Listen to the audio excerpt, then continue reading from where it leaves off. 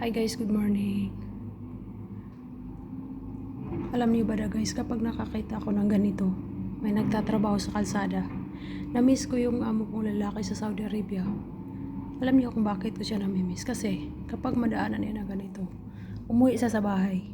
Sabi niya sa akin, Limdi, make gawa coffee Arabic for me and Portalaja tea, black tea at saka green tea.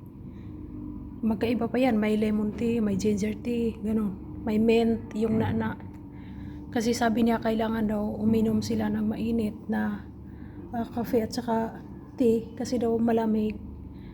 Baka malamigan yung sikmura nila para hindi sila gutumin kasi sobrang hirap daw yung trabaho nila.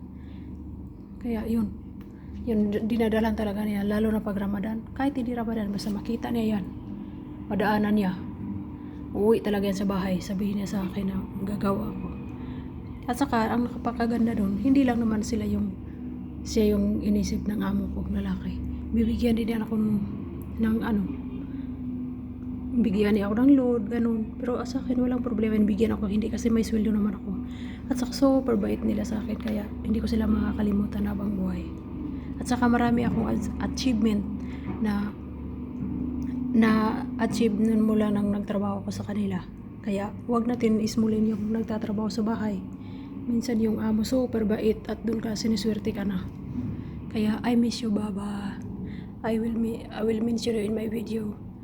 Baba Faraj Al-Harabi Al-Reheli. At saka to all your family, I will miss you forever. You stay in my heart as a Baba employer. Napakabait niyo sa akin at saka pamilya ko. Naintindihan niyo lahat yung paghihirap ng mga OFW. So hanggang dito lang guys.